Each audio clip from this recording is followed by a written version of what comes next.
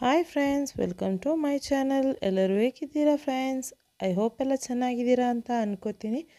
ಬನ್ನಿ ಫ್ರೆಂಡ್ಸ್, ಇವತ್ತು ನಾನು ಶಾಪಲ್ಲೆಲ್ಲ ಸಿಗುತ್ತಲ್ಲ ಮೊನಾಕೋ ಅವ್ರದ್ದು ಚೀಸ್ಲಿಂಗ್ಸ್ ಅಂತ ಕ್ಲಾಸಿಕ್ ಆಗಿರುವಂತಹ ಒಂದು ಚೀಸ್ಲಿಂಗ್ ಹೆಂಗೆ ಮಾಡೋದು ಅಂತ ಹೇಳ್ಕೊಡ್ತಾಯಿದ್ದೆ. ತುಂಬಾ ಈಸಿಯಾಗಿ ಸಿಂಪಲ್ಲಾಗಿ ನೀವು ಮನೆಯಲ್ಲಿ ರೆಡಿ ಮಾಡ್ಕೋಬೋದು. ತುಂಬಾ ಈಸಿಯಾಗಿದೆ. ಹೆಂಗೆ ಮಾಡೋದಂತ ನೋಡೋಣ ಬನ್ನಿ ಫ್ರೆಂಡ್ಸ್. ಇವಾಗ ನಾನೊಂದು ದೊಡ್ಡ ಪ್ಲೇಟ್ ತಗೊಂಡಿದ್ದೀನಿ. ಇದಕ್ಕೆ ನಾನಿವಾಗ ಒಂದು 2 ಕಪ್ಪಷ್ಟು ಮೈದಾನ ಹಾಕ್ತಾಯಿದ್ದೀನಿ. ನೀವು ಬೇಕಂದರೆ ಇದಕ್ಕೆ 1 ಕಪ್ಪು ಮೈದಾ 1 ಕಪ್ಪು ಗೋಧಿ ಹಿಟ್ಟಲ್ಲೂ ಮಾಡ್ಕೋಬೋದು. ಇವಾಗ ನಾನು 2 ಸ್ಪೂನಷ್ಟು ಅಂದರೆ ದೊಡ್ಡ ಸ್ಪೂನಲ್ಲಿ 2 ಸ್ಪೂನಷ್ಟು ನಾನಿವಾಗ ಬಟರ್ನ ಹಾಕ್ತಾಯಿದ್ದೀನಿ. ಅಂದರೆ ಒಂದು 75 ಗ್ರಾಮ್ ಅಷ್ಟು ಆಗುತ್ತೆ ಬಟರು. ಕೋಲ್ಡ್ ಆಗಿರುವಂತಹ ಫುಲ್ ಐಸ್ ಆಗಿರುವಂತಹ ಬಟರ್ನ ಹಾಕ್ಕೊಳ್ಳಿ, ತುಂಬಾ ಚೆನ್ನಾಗಿ ಬರುತ್ತೆ. ಆಮೇಲೆ ಇದಕ್ಕೆ ರುಚಿಗೆ ತಕ್ಕಷ್ಟು ಉಪ್ಪು, ಆಮೇಲೆ ಒಂದು ಅರ್ಧ ಅಲ್ಲ 1/4 ಸ್ಪೂನಷ್ಟು ಇದಕ್ಕೆ ನೀವೇನು ಮಾಡಬೇಕು, ಬೇಕಿಂಗ್ ಸೋಡಾನ ಹಾಕ್ಕೋಬೇಕು. ಆಮೇಲೆ ಇದಕ್ಕೆ ನಾನಿವಾಗ ಚೀಸ್ ಸ್ಲೈಸ್ ಬರುತ್ತಲ್ಲ, ಅದನ್ನು ನಾನಿವಾಗ ಒಂದು 2 ಚೀಸ್ ಸ್ಲೈಸ್ನ ಹಾಕ್ತಾಯಿದ್ದೀನಿ. ನೀವು ಚೀಸ್ ಸ್ಲೈಸ್ ಇಲ್ಲ ಅಂದರೆ ಇದಕ್ಕೆ ಪ್ರೊಸೆಸ್ ಚೀಸ್ ಅಂತ ಬರುತ್ತೆ, ಕ್ಯೂಬ್ಸ್ ಥರ, ಆ ಕ್ಯೂಬ್ನ ಹಾಕ್ಕೋಬೇಕು. ನೋಡಿ ನಾನಿವಾಗ ಕ್ಯೂಬ್ಸ್ 2 ತಗೊಂಡಿದ್ದೀನಿ. ಆಮೇಲೆ 2 ಸ್ಲೈಸ್ ತಗೊಂಡಿದ್ದೆ. ಇಲ್ಲಾಂದರೆ ನೀವು 3 ಕೂಡ ಕ್ಯೂಬ್ಸ್ನ ಹಾಕ್ಕೊಂಡ್ರೂ ಚೆನ್ನಾಗಿ ಬರುತ್ತೆ. ನಾನಿವಾಗ ಇದು 2 ಅದೆರಡು ಹಾಕ್ಕೊಂಡು ತುಂಬಾ ಚೆನ್ನಾಗಿರುವಂಥ ಒಂದು ಟೇಸ್ಟ್ ಕೊಡುತ್ತೆ. ಇದು 2 ಹಾಕ್ಕೊಂಡ್ರೆ ಬರೀ ಪ್ರೊಸೆಸ್ ಚೀಸ್ ಹಾಕ್ಕೊಂಡ್ರೂ ಕೂಡ ಟೇಸ್ಟ್ ಚೆನ್ನಾಗಿ ಬರುತ್ತೆ, ಒಂದು ಒಳ್ಳೆ ಅರೋಮ ಕೂಡ ಕೊಡುತ್ತೆ. ನಾನಿವಾಗ ಇದನ್ನು ನಾನು ಹಾಕಿರುವಂಥ ಮೈದಾದ ಮಿಕ್ಸ್ಚರೊಂದಿಗೆ ಹಾಕ್ತಾಯಿದ್ದೀನಿ. ಈ ಥರ ಚೆನ್ನಾಗಿ ತುರಿದು ಹಾಕ್ಕೋಬೇಕು. ಆವಾಗ ನಾವು ಮೈದಾ ಮತ್ತು ಚೀಸೆಲ್ಲ ಚೆನ್ನಾಗಿ ಮಿಕ್ಸ್ ಮಾಡುವಾಗ ಏನಾಗುತ್ತೆ, ಎಲ್ಲೂ ಗಂಟಾಗಿ ಉಳ್ಕೊಳ್ಳಲ್ಲ, ಚೆನ್ನಾಗಿ ಮೈದಾ ಜೊತೆ ಇದು ಮಿಕ್ಸ್ ಆಗೋಗ್ಬಿಡುತ್ತೆ. ಈ ಥರ ಕೈಯಲ್ಲಿ ಚೆನ್ನಾಗಿ ಇದನ್ನು ನೀವು ಮಿಕ್ಸ್ ಮಾಡ್ಕೋಬೇಕು. ಒಂದು ಸ್ವಲ್ಪನೂ ಅದರಲ್ಲಿ ಗಂಟು ಅಂದರೆ ಚೀಸ್ ಗಂಟು ಥರ ಇರಬಾರ್ದು. ಅದು ಚೆನ್ನಾಗಿ ಮೈದಾ ಜೊತೆ ಮಿಕ್ಸ್ ಆಗುವವರೆಗೂ ಇದನ್ನು ಮಿಕ್ಸ್ ಮಾಡ್ಕೊಳ್ಳಿ. ಈ ಥರ ಕ್ರಂಬಲಾಗಿ ಬರಬೇಕು. ಇವಾಗ ಚೆನ್ನಾಗಿ ಮಿಕ್ಸ್ ಮಾಡಿ ನೋಡಿ, ಕೈಯಲ್ಲಿ ಈ ಥರ ಹಿಡಿದ್ರೆ ಮುಷ್ಟಿ ಕರೆಕ್ಟಾಗಿ ಬರಬೇಕು. ಅದುವರೆಗೂ ಅದನ್ನು ಚೆನ್ನಾಗಿ ಮಿಕ್ಸ್ ಮಾಡ್ಕೊಳ್ಳಿ. ಆಮೇಲೆ ಇದಕ್ಕೆ ಚೆನ್ನಾಗಿ ಮಿಕ್ಸ್ ಮಾಡಿದ ನಂತರ ಒಂದು ಸ್ವಲ್ಪನೇ ಹಾಲು ಹಾಕ್ಕೋಬೇಕು. ನಾನು 1 ಕಪ್ಪಷ್ಟು ಹಾಲು ತೊಗೊಂಡಿದ್ದೀನಿ. ಈ ಹಾಲನ್ನ ನಾನಿವಾಗ ಹಾಕ್ತಾಯಿದ್ದೀನಿ. ನೋಡ್ಕೊಂಡು ಸ್ವಲ್ಪನೇ ಹಾಕ್ಕೊಳ್ಳಿ. ಒಂದೇ ಸಲಕ್ಕೆ ಹಾಕೋದ್ರೆ ಹಿಟ್ಟು ಒಂಚೂರು ಲೂಸ್ ಆದಂಗೆ ಆಗುತ್ತೆ. ಒಂದು ಸ್ವಲ್ಪನೇ ನೋಡಿಕೊಂಡು ಹಾಕ್ಕೊಳ್ಳಿ. ಇವಾಗ ನಾನು 1 ಕಪ್ಪಷ್ಟು ಹಾಲು ತೊಗೊಂಡು ಇದು ಒಂದು 3/4 ಕಪ್ಪಷ್ಟು ಬೇಕಾಗುತ್ತೆ ಇದಕ್ಕೆ ಹಿಟ್ಟು ಕಲಸೋಕ್ಕೆ. ಜಾಸ್ತಿ ಸಾಫ್ಟಾಗಿ ಇದನ್ನು ಕಲ್ಸೋಕ್ಕೆ ಹೋಗಬೇಡಿ, ಒಂದು ಸ್ವಲ್ಪ ಗಟ್ಟಿಯಾಗಿ ಇದನ್ನು ನೀವು ಕಲಿಸ್ಕೊಳ್ಳಿ. ಚಪಾತಿ ಹಿಟ್ಟಿಗಿಂತ ನಾವು ಚಪಾತಿ ಮಾಡೋಕ್ಕೆ ಹಿಟ್ಟು ಕಲಿಸ್ತೀವಲ್ಲ, ಅದಕ್ಕಿಂತ ಒಂದು ಸ್ವಲ್ಪ ಗಟ್ಟಿಯಾಗಿ ಇದನ್ನು ಕಲಿಸ್ಕೋಬೇಕು. ಇವಾಗ ನೋಡಿ, ನಾನು ಇವಾಗ 1 ಕಪ್ ತೊಗೊಂಡಿದ್ದೀನಿ, ಅದರಲ್ಲಿ 3/4 ಕಪ್ಪಷ್ಟು ಯೂಸ್ ಆಗಿದೆ, 1/4 ಕಪ್ಪಷ್ಟು ಉಳ್ಕೊಂಡಿದೆ. ಇದನ್ನು ನಾನಿವಾಗ ಒಂದು 10 ನಿಮಿಷ ನಾನಿವಾಗ ರೆಸ್ಟಿಗೆ ಇಡ್ತಾಯಿದ್ದೀನಿ ಪಕ್ಕದಲ್ಲಿ.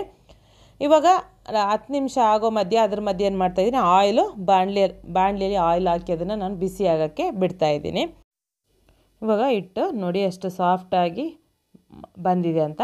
ಇವಾಗ ನಾನು ಪ್ಲ್ಯಾಟ್ಫಾರ್ಮ್ನ ಚೆನ್ನಾಗಿ ಕ್ಲೀನ್ ಮಾಡಿ ಇದನ್ನು ನಾನಿವಾಗ ಪ್ಲ್ಯಾಟ್ಫಾರ್ಮಲ್ಲಿ ಇಟ್ಟು ಚೆನ್ನಾಗಿ ಇದನ್ನು ಕೈಯಲ್ಲಿ ನಾದ್ಕೋಬೇಕು. ಅಂದರೆ ಫುಲ್ಲು ಎಲ್ಲೂ ಗಂಟಿಲ್ದಂಗೆ ಕರೆಕ್ಟಾಗಿ ಇದನ್ನು ಚೆನ್ನಾಗಿ ಕೈಯಲ್ಲಿ ಈ ಥರ ಸಾಫ್ಟಾಗಿ ಮಾಡ್ಕೋಬೇಕು. ಆಮೇಲೆ ನಾವು ನಾರ್ಮಲಾಗಿ ನಾವು ಚಪಾತಿಗೆಲ್ಲ ಮಾಡ್ತೀವಲ್ಲ ಉಂಡೆ ಥರ, ಆ ಥರ ನಾನಿವಾಗ ಮಾಡ್ತಾಯಿದ್ದೀನಿ. ಅಂದರೆ ಇವಾಗ ಇದರಲ್ಲಿ ನಾನಿವಾಗ ಒಂದು 4 ಬಾಲ್ಗಳನ್ನ ಮಾಡಿಕೊಂಡು ಇದನ್ನು ನಾನಿವಾಗ ಲಟ್ಟಿಸ್ತಾ ಇದ್ದೀನಿ. ನೋಡಿ ಈ ಥರ ಸೇಮ್ ನಾವು ಚಪಾತಿಗೆ ಲಟ್ಟಿಸ್ತೀವಲ್ವ, ತುಂಬಾ ತೆಳ್ಳಗಿರುವಂತಹ ಚಪಾತಿ ಆದರೆ ಒಂದು ಸ್ವಲ್ಪ ದಪ್ಪಗೆ ಮಾಡ್ಕೋತೀವಿ. ಆದರೆ ಈ ಚೀಸ್ಲಿಂಗ್ ಮಾಡುವಾಗ ಏನು ಮಾಡಬೇಕಂದ್ರೆ ಫುಲ್ಲು ತೆಳ್ಳಗಾಗಿರುವಂಥ ಒಂದು ಚಪಾತಿನ ನೀವು ಮಾಡ್ಕೋಬೇಕು. ಎಷ್ಟು ದೊಡ್ಡದು ಮಾಡೋಕ್ಕಾಗುತ್ತೆ ಅಷ್ಟು ದೊಡ್ಡದು ಮಾಡ್ಕೋಬೋದು. ನೋಡಿ ಇವಾಗ ನಾನು ಚೆನ್ನಾಗಿ ಇದನ್ನು ಕರೆಕ್ಟಾಗಿ ಇದನ್ನು ಲಟ್ಟಿಸ್ತಾ ಇದ್ದೀನಿ. ನೋಡಿ ಇವಾಗ ತೆಳ್ಳಗೆ ನಾವು ಸಮೋಸ ಶೀಟೆಲ್ಲ ಮಾಡ್ತೀವಿ ನೋಡಿ, ಅಷ್ಟು ತೆಳ್ಳಗೆ ಬರಬೇಕು. ತೆಳ್ಳಗೆ ಅಂದರೆ ಈ ಕಡೆ ಇಟ್ಕೊಂಡ್ರೆ ಆ ಕಡೆ ಸ್ವಲ್ಪ ಕಾಣಬೇಕು, ಆ ಥರ ತೆಳ್ಳಗಿರಬೇಕು. ನೀವು ಎಷ್ಟು ತೆಳ್ಳಗೆ ಮಾಡೋಕ್ಕಾಗುತ್ತೆ ಅಷ್ಟು ತೆಳ್ಳಗೆ ನೀವು ಇದನ್ನು ಲಟ್ಟಿಸ್ಕೋಬೇಕು ಚಪಾತಿನ. ನೋಡಿ ಇವಾಗ ನಾನು ಸೈಡೆಲ್ಲ ಕಟ್ ಮಾಡ್ತಾಯಿದ್ದೀನಿ. ಎಕ್ಸ್ಟ್ರಾ ಎಲ್ಲ ಬರುತ್ತಲ್ವ ಸೈಡೆಲ್ಲ, ಅದನ್ನು ಕಟ್ ಮಾಡಿ ಒಂದು ಸ್ಕ್ವೇರ್ ಥರ ಮಾಡ್ತಾಯಿದ್ದೀನಿ. ಶೀಟ್ನ ಏನು ಮಾಡಬೇಕು, ಸ್ಕ್ವೇರ್ ಥರ ಕಟ್ ಮಾಡ್ಕೊಂಡು ಇದನ್ನು ಉದ್ದುದ್ದಕ್ಕೆ ಸಣ್ಣಗೆ ಆಗಿ ಉದ್ದುದ್ದಕ್ಕೆ ಇದನ್ನು ಕಟ್ ಮಾಡ್ಕೋಬೇಕು. ಜಾಸ್ತಿ ನೀವು ತುಕಡಿ ಎಲ್ಲ ಮಾಡ್ತೀವಿ ನೀವು ಅಷ್ಟು ದಪ್ಪಗೆ ಮಾಡೋಕ್ಕೆ ಹೋಗಬೇಡಿ, ಅದರ ಅರ್ಧದಷ್ಟು ಮಾಡ್ಕೋಬೇಕು. ಎಷ್ಟು ಸಣ್ಣಗೆ ಮಾಡ್ತೀರ ಅಷ್ಟು ಚೆನ್ನಾಗಿ ಬರುತ್ತೆ ಸೀಸ್ಲಿಂಗ್ಸು. ಇವಾಗ ನಾನು ಇದನ್ನು ಸ್ಕ್ವೇರ್ ಆಗಿ ಕಟ್ ಮಾಡ್ತಾಯಿದ್ದೀನಿ. ಮತ್ತು ಉದ್ದಕ್ಕೆ ಕಟ್ ಮಾಡಿಕೊಂಡು ಆಮೇಲೆ ಇದನ್ನು ನೀವು ಸ್ಕ್ವೇರ್ ಥರ ಕಟ್ ಮಾಡ್ಕೋಬೇಕು. ಎಷ್ಟು ಸಣ್ಣಗಾಗಿ ಆಗುತ್ತೆ ಅಷ್ಟು ಚೆನ್ನಾಗಿ ಇದು ಬರುತ್ತೆ.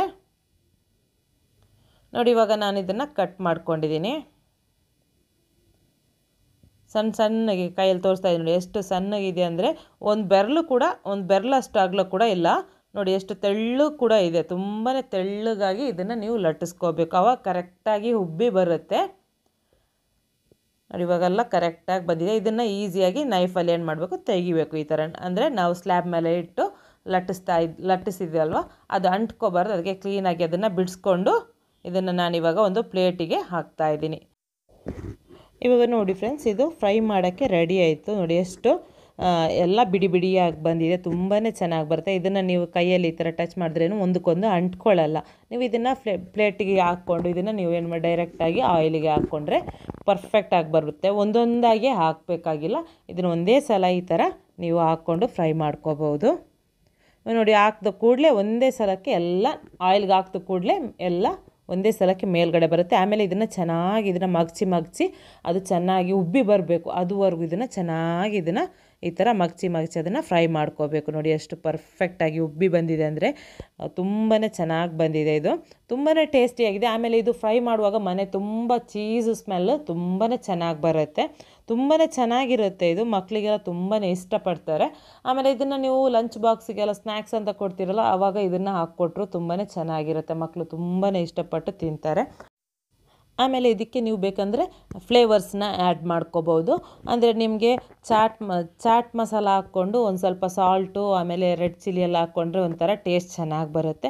ಇಲ್ಲ ಅಂದರೆ ಬರೀ ಹಂಗೇ ನೀವು ಇದನ್ನು ಸರ್ವ್ ಮಾಡ್ಕೋಬೋದು. ನಾನಿವಾಗ ಪ್ಲೈನಾಗಿ ಅಂದರೆ ಇದು ನಾನಿವಾಗ ಕ್ಲಾಸಿಕ್ ಹೇಳ್ಕೊಡ್ತಾ ಇದ್ದೀನಿ. ಅಂದರೆ ಇದು ಪ್ಲೈನ್ ಆಗಿರುವಂತಹ ಒಂದು ಚೀಸ್ಲಿಂಗ್ ಹೆಂಗೆ ಮಾಡೋದಂತ ಹೇಳ್ಕೊಡ್ತಾ ಇದ್ದೀನಿ. ತುಂಬಾ ಈಸಿಯಾಗಿ ಇದನ್ನು ನೀವು ಮನೆಯಲ್ಲಿ ಮಾಡ್ಕೋಬೋದು, ಅಷ್ಟೇ ಟೇಸ್ಟ್ ಕೂಡ ಚೆನ್ನಾಗಿರುತ್ತೆ.